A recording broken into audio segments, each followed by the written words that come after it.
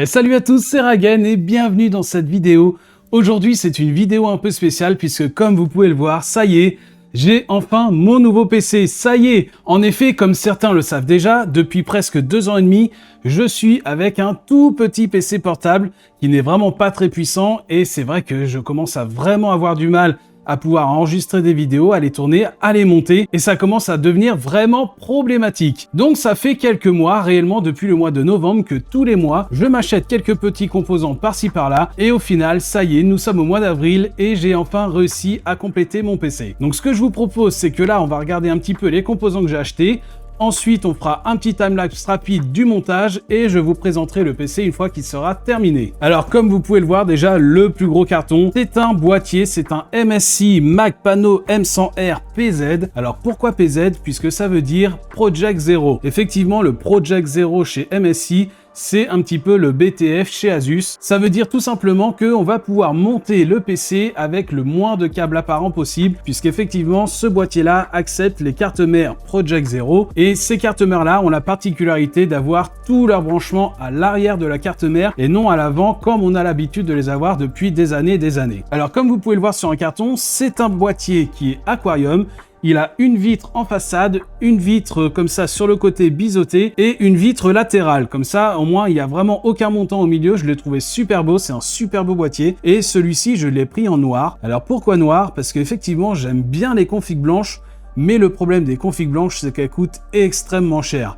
Vous avez les mêmes composants, une config blanche et une config noire, et ben la config blanche sera au moins 200, 300, voire même 400 € plus cher que la même config en noir. Je sais pas pourquoi les composants en blanc coûtent aussi cher, mais c'est pour ça que moi je n'ai pas un budget illimité, et à choisir, je préférais prendre des composants de meilleure qualité et plus puissants plutôt que de prendre des composants qui sont plus jolis en étant en blanc. Donc ensuite, pour la carte mère, tout logiquement, comme je vous ai parlé du Project Zero de MSI, j'ai pris une carte mère qui est compatible Project Zero, c'est-à-dire que cette carte mère-là a tous ses connectiques à l'arrière et non à l'avant. Donc comme ça va faire vraiment super beau. Je pense que le rendu du boîtier va être vraiment exceptionnel. On continue avec le processeur. Alors le processeur, j'ai choisi ce processeur-là.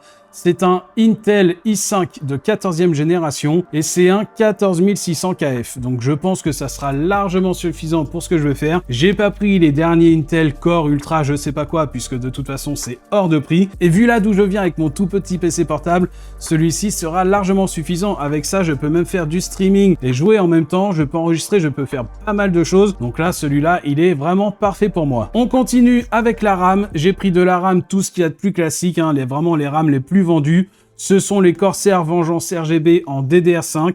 J'ai pris un kit de 2 x 16 Go, comme ça me fait 32 Go en DDR5. Ce sont des 6000 classe 30, donc c'est vraiment le compromis parfait entre fréquence et latence. Je sais que celle-là, je n'aurai aucun problème avec elle. Au niveau du stockage, j'ai pris ce petit NVMe en Western Digital 1 Tera. Alors j'ai pris 1 Tera tout simplement puisque j'ai déjà un SSD qui attend aussi de 2 Tera que je vais mettre à l'intérieur. Donc celui-ci, ça sera vraiment que pour mettre le système et puis quelques petits autres trucs. Donc 1 Tera, c'est largement suffisant. Et ensuite, j'aurai le deuxième SSD en stockage également. Donc en tout, ça fera 3 Tera dans le PC. Et là, je pense qu'au niveau de la place, j'ai de quoi voir venir. Passons à l'alimentation. Alors l'alimentation, j'ai pris celle-ci. C'est une MSI Mag A750 GL. Alors celle-ci, j'ai regardé 750 watts, ça suffit pour la config que j'ai. J'aurais pu prendre une 850 watts pour être sûr, mais dans tous les cas, 750 watts, ça suffit largement, puisque effectivement, j'ai pris celle-ci, puisque c'est l'une des premières pièces que j'ai achetées pour mon PC, et je l'ai achetée pendant le Black Friday au mois de novembre, et elle était à un super prix, et ce qui fait que j'ai pris celle-là avant de l'acheter, bien évidemment. J'ai regardé les consommations de chaque composant, voir si ça passait, j'ai aucun problème, ça passe parfaitement. Par contre, si je veux évoluer mon PC par la suite, mettre une autre carte graphique un peu plus puissante ou changer un peu le processeur, prendre un processeur plus puissant, peut-être que là, il faudra que je songe à passer sur une 850 watts, mais pour l'instant, 750 watts avec la config que j'ai, ça passe tranquille. Ensuite, au niveau du refroidissement, j'ai choisi ce refroidissement-là. C'est un Water Cooling Thermalright Frozen Warframe. Alors, je l'ai pris en 360 mm puisque celui-ci, ce boîtier, c'est un grand boîtier, mine de rien, et on peut mettre, il est compatible avec des water cooling de 360, donc autant prendre un 360 pour avoir un meilleur refroidissement du processeur. Et j'ai pris celui-ci puisque regardez juste là, il y a un petit écran et je trouvais ça déjà super bien, super pratique. Sur cet écran là, je vais pouvoir afficher un peu tout ce que je veux.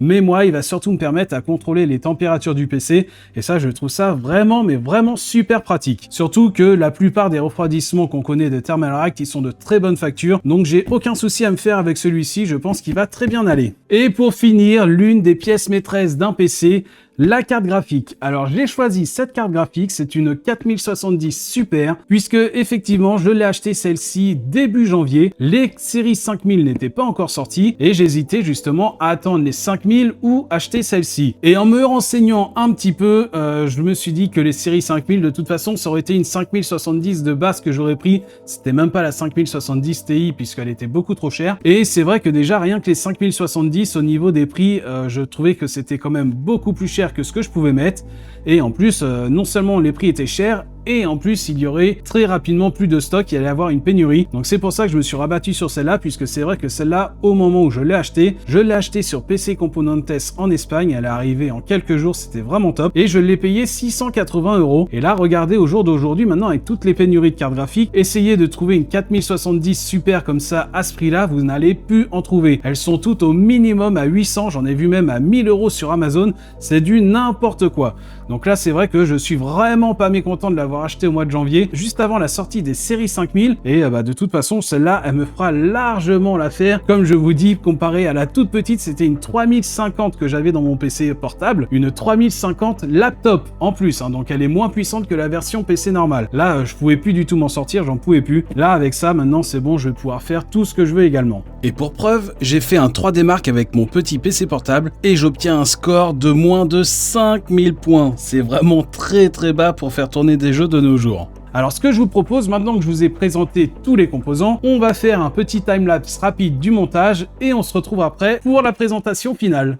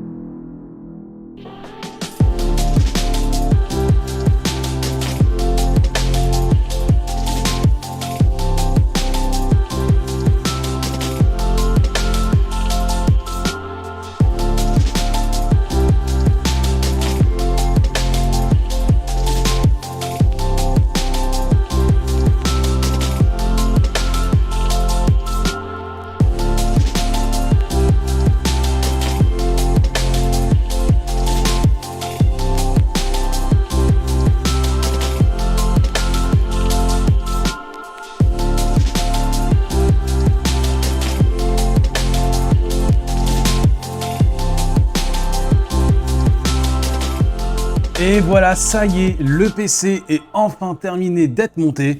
ça fait déjà un beau bébé, hein, franchement. J'ai eu quelques petits soucis au niveau des branchements à l'arrière, mais c'est juste moi, puisque c'est vrai que ça fait très longtemps que je n'ai pas monté de PC moi-même. Le dernier remonte, je crois, à 2008, donc c'est vrai que je me rappelais plus vraiment toutes les fiches où est-ce qu'elles devaient se connecter à la carte mère à l'arrière. Mais au final, j'y suis très bien arrivé, hein. Ça m'a pris en tout peut-être 3 ou 4 heures de montage et j'en suis très satisfait. Alors il y a encore plusieurs petites choses à faire, je vais retirer tous les films de protection avec vous et je vais également faire le démarrage du PC avec vous. Allez, c'est parti pour la petite partie satisfaisante. Je prends le petit plastique et écoutez-moi ça.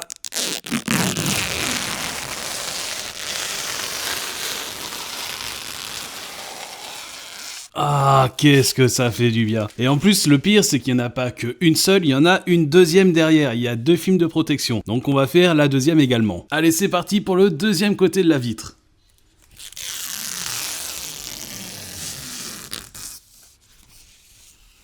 Ah, ça fait plus le bruit. Ça fait plus le bruit. Et voilà, ça y est, on a réussi. Alors maintenant, on va faire la vitre en façade et le petit biseau. C'est parti.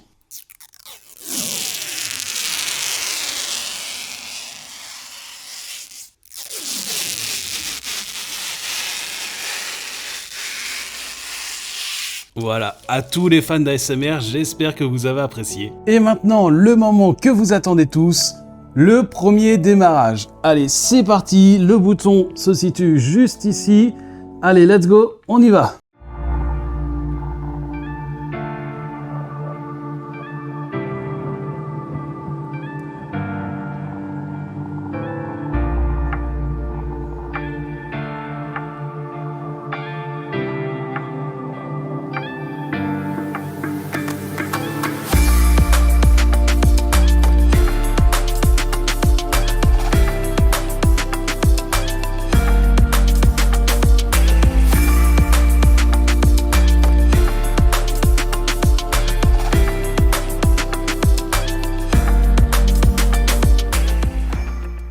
Regardez-moi ça, c'est bon, tout s'allume bien. Et voici le résultat que ça donne. Alors déjà, je suis content, ça veut dire que j'ai bien fait tous les branchements.